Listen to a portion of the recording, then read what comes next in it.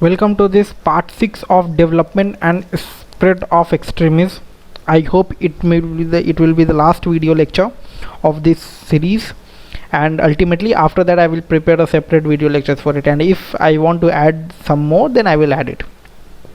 So in this part 6 we will discuss the Samadhan Doctrine. What was the Samadhan Doctrine? How it helped in tackling with the left-wing extremism, that is Naxalite and all, Maoist, all the present there. So there were some 8 pillars defined in the Samadhan Doctrine by the government, and in those defined 8 pillars government tackled with it. It is a short lecture but I will explain it in the deep. So in 2017 the Ministry of Home Affairs laid out the 8 pillars of fighting left-wing extremism, which is known as Samadhan Doctrine. The 8 pillars are as follows. What are the 8 pillars? That Samadhan Doctrine means solution. Okay, solution is strategy and all. So first was smart leadership. Smart leadership. So in the state, government are expected to take a lead role in counter-insurgency operations. So it was that, like when these Naxal groups were happening in the Bihar, Bengal regions or Chhattisgarh and all. So ultimately, at last, central government had to interfere in one. So when the central government is interfering in your state, it means what? The state government is unable to tackle with their own problems. So that's why it was said that smart leadership was required in the state government to counter these insurgency operations, like how they have to that take a good administration with the IAS officers and all, by deploying those IAS officers in those regions, because even if the government is sending the police officials, they may be corrupt. Lots of rape scenes has also been have been noticed by the government forces in those regions. So that's why it was said that a smart leadership was required. We will see in the next slide that I've done a rape and all. Okay, so first we need that a smart leadership was under the Samadhan Doctrine. Then we will see aggressive strategy, that by multiplying the forces, giving helicopters by the Indian Air Force as they were acting as a passive role. I have explained in the previous lecture. So Indian Air Force Intelligence Bureau is acting at unarmed vehicles will be unarmed man vehicles will be there, that getting the surveillance of those areas, satellites views and all. So if you are acting aggressively, this will also raise fear in the mind of those Naxalite groups, those insurgent groups. Okay, so aggressive strategy was required, smart leadership was required. It is not like that, okay, today we will send the police, we will give them warning, don't do this, surrender it. If you are not surrendering it, then we have to take another action. No, this is kind of slow strategy. You have to be aggressive. Deploy the force, send the force, raise the voice, surrender it right now, otherwise we will attack you. This kind of strategy was required. Okay, then motivation and training of the special forces handled by the Indian Army and the special forces under the Greyhounds, like Indian Army and Indian Air Force will not tackle with those inside groups, because they are trained for defense work. They are trained for outside of the country, and these insiders are citizens of India. So they have to provide training for the special forces. Okay, that commandos and all. Okay, so Greyhounds of Andhra Pradesh, and then Greenland was also there. Okay, so such commandos does not provide help in jungle or guerrilla warfare, but it also improves the motivation and training of the forces. Okay, and another was your actionable intelligence. So it calls for greater coordination with the state government and the central government. So ultimately it was like a state government was unable to tackle with those things. Okay, so now it was said that do a joint operation kind of things, and we have to coordinate with the state and the central government. Like if the state government want a training by the central forces or central military forces, then they will provide you. Okay, no issue in that. So that's why there is a coordination between the state and central government is required. Okay, Then dashboard based KPIs. So if you see in the like Infosys or TCS or corporate based countries, there is a KPI dashboard in the everyday. People used to send that KPI dashboard. It is something like where the performance evaluation is done on some bar graphs and all. Okay, so that kind of mechanism is required to monitor all those situations. Okay, so that is a concept which is drawn from the corporate sector. It is a tool used for performance evaluation of the private industries which are acting in that, how they are attacking, are they helping those Naxalites or all. So these kind of KPIs stand for key performance indicators, how these industries are performing, the type of investment going in those industries present in these regions are working well or not. So by identifying the key performance of the indicators, we can measure the performance by displaying it in a user friendly format, and the gaps can be easily identified with these kind of KPI dashboards. Okay, then harness technology. It is taking for harnessing modern technology such as unmanned aerial vehicles was there, as I've already said.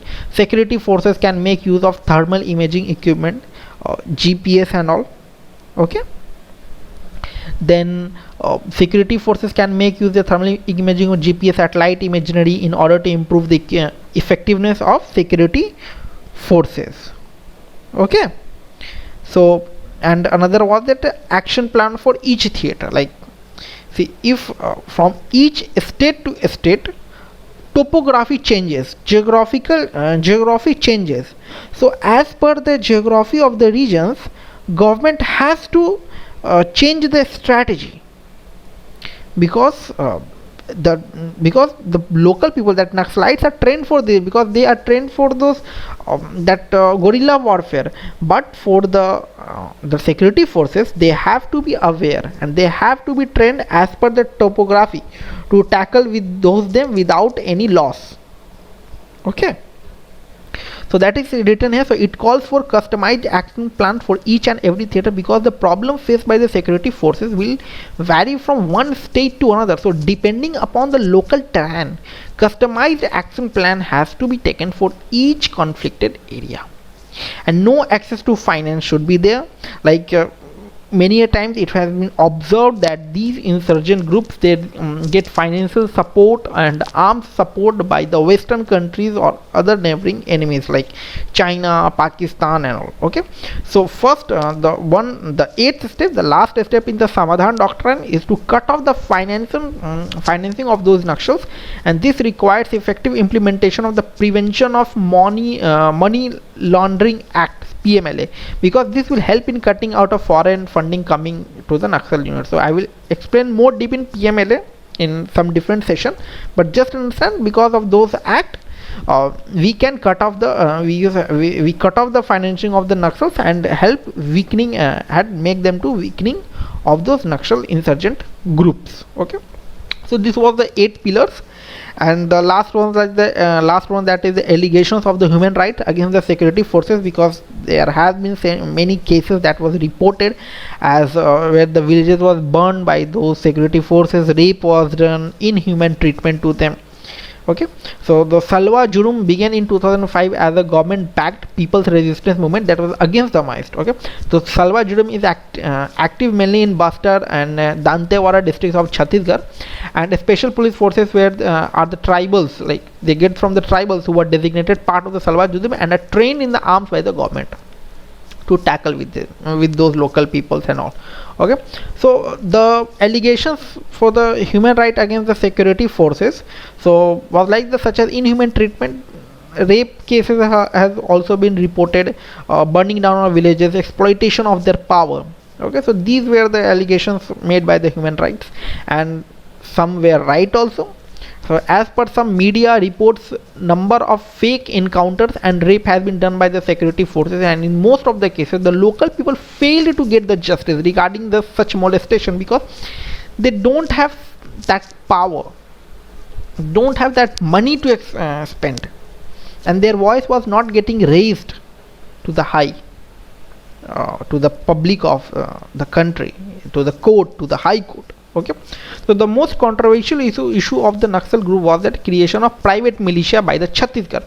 Chhattisgarh has set up a private militia, or the People's Army, known as Salwa Judum. Remember this name, Salwa Judum, by the Chhattisgarh. So a state police force had identified few local. Ultimately, it was removed by the removed by the court. So state police force identified few local tribes which had been affected by the Naxal violence, and these local groups were against the Naxal violence were taken into the private militia known as the Salwa Judum. What government did? That there were some house or the families that were attacked by the Naxal groups. What government did? Government made to come into their side, gave them training, and called them as a separate private militia, that is Salwa Judum. And then they used this Salwa Judum against the Naxalites. Okay, so this private army was trained and armed by the state government, and this practice became extremely controversial when in a democracy you can't have a private militia setup, and this by the government only. So as they don't have the mandate under the Indian constitution, this will ultimately lead to the human right violation, and the state government gave them further a tag of special police officers. Okay, so they have been referred as Koya Commandoes, that these special police forces, they have been referred as the Koya Commandoes. So human rights activists claim this above as a movement and have made them tribal even more vulnerable to Maoist attack than before, because if someone from the Maoist group only are joining with the police as calling as a special police forces, this burn this Maoist attack, and more attacks have used to occur because of this special police force creation.